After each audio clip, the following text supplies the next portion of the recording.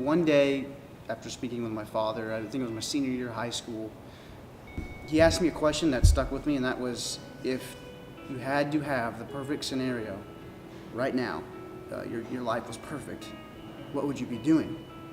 And I thought back to growing up, my brother and I, we didn't even realize it, but we were making some awesome movies, just being goofy and having fun. And I answered, making movies with Frazier would be the perfect life for me right now. And I realized that this is something that, we need to get started on now and get moving so that we can do it the rest of our lives. And that's how Pimpbot Productions was born. And that was when I knew, movie making and filmmaking was what I wanted to do.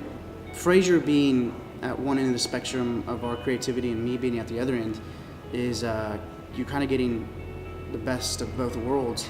We have two different styles of storytelling, and we both get really good ideas, but sometimes we can never fully get those ideas worked out, and sometimes just talking to him about it, it just makes everything clearer.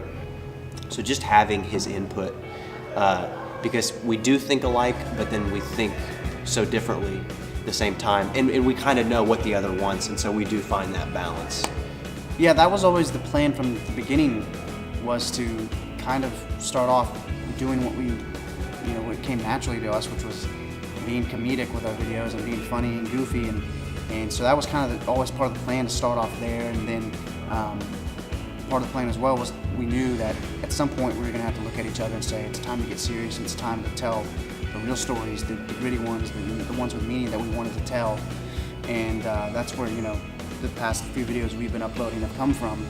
And then Frazier and I both kind of looked at each other as well and said, now it's time to take that first step that crosses the threshold into filmmaking manhood, I would say, and that is doing something of bigger scale.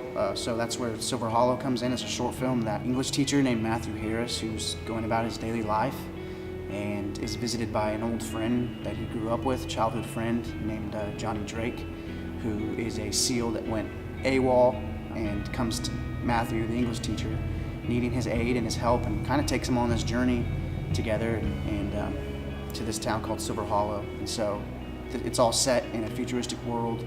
It's not the future you think of. It's kind of dirty and gritty, and it's during the midst of a second American Civil War. I've always kind of had this idea of doing a futuristic Western, and it'd be set to start off in kind of this Western town, and you'd have the characters of sort of the average Joe and then this over-the-top outlaw kind of guy, and together they would contrast and run into all sorts of problems because their views on life are so different. Yeah, we feel like it's an intriguing story. It's not going to be what you would expect at points, and but still fun and outrageous. It's bigger than anything we've done so far. There's a lot going into it, and there's a lot that has to happen for it to be successful. It's stressful, but it's a good, welcoming kind of stress. So we want that. It's going to be scary, and it's going to be a huge task. But it's one of those things. If there's something you want to do, you got to go out and do it. You can't. No matter how much practice in a classroom setting, or watching videos or some sort of training, eventually you have to take the initiative and just do it. Not to sound like Nike, but you just have to do it. Indiegogo is a website and a business that basically all it is a platform for them to raise money and advertise their idea so that it can be made and be done and get out there to the world. And so Indiegogo is going to be huge for us to make Silver Hollow happen, and to make it something that's that we're going to be okay with putting out there.